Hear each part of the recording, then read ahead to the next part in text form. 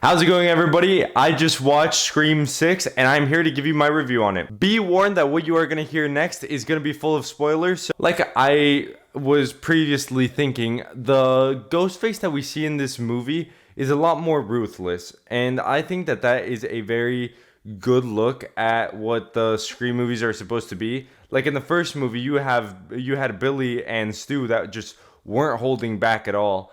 And now you have two ghost faces, well, actually three at the end, where you see that they're not holding back anymore and they're just going straight for the kills. But they kind of fail at it. Honestly, like looking at the movie, it was extremely good up until the end when everything gets resolved. When everything gets resolved, you find out that nothing actually bad happened as much. Obviously, you have some side characters that die, but most of the main characters survive. You even have Gail Weathers being in the hospital, like really badly hospitalized, and then just pulling through. You have a lot of different things that happen. I was really surprised at the end when they revealed who the ghost faces were. So, like I said, there were three, and they were a family of three, and it was just this really crazy thing because one, you're hanging out with one of them that you know is a killer because like you're the most sus on him, and he's definitely like the most sus person like on the whole thing. Like there's no way that that guy wasn't suspicious at all. And then you have another person that was believed to be dead, and so obviously when they reveal her at the end, you're like, holy shit, like this girl is actually alive and she is here to just keep on reigning.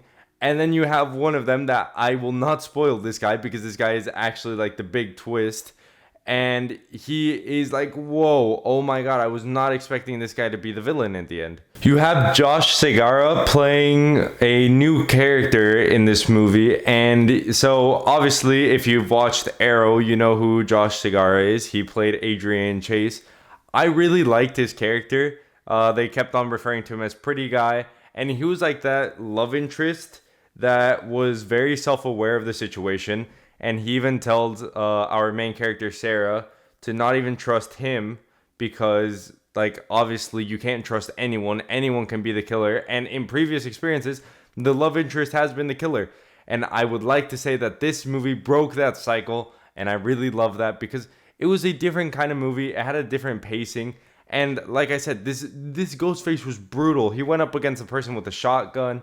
He like the way that he got one of his kills was extremely crazy. Like he would like rattle a ladder, and then you have a very good Ghostface that I really like this movie, and it connected a lot to previous movies, which was very nice to see because like they would leave clues from previous movies at the end. They would leave previous clues like from other movies, and so like a mask with the DNA of the original killer and just that type of stuff, where at the end you see it's like all a shrine type of thing to the ghost faces. And so it just becomes this very interesting thing. You have a few lines from Skeet Ulrich coming back as Billy technically, but he's just like a hallucination from Sam. I really hope that they bring him back in some way. That would be extremely cool to see. I also really hope that they bring back Stu Macher, like the second villain in the first movie. Those would be amazing to see. I hope that they greenlight the next movie because this seems like it's going to be a movie that is going to keep on going and it's going to keep on giving. The franchise right now is in a very good place. I really like the movie. Personally, I think that the movie did a lot of good things, and I don't think that it had a lot of things to improve on since, like, it is a slasher movie. You can expect a few dumb things. Like, in my opinion, like, the dumbest part of the movie was when they decided to get locked in a room where there was only one escape, and that one escape was where the person that they thought was the killer had just locked it. So it was very stupid to like lock yourself in a room with that person, where then all three ghost faces come in and they like completely just destroy everything that was there. I didn't like the fact that they killed off some characters like Gail Weathers, Chad. You had those characters that looked like they were dead. Like Chad got ganged up by two ghost faces, stabbed and everything, and still ended up surviving. It was just something to give like his relationship with like the character of Jenna Ortega Terra.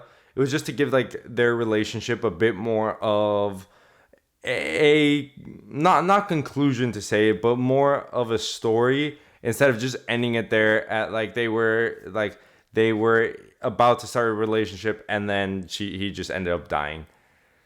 So they just did it to give that continuity. I think that the movie was really good.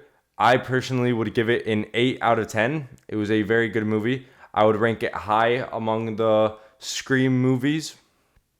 Definitely a step in the right direction from the last one, and one of the best Scream movies in my opinion.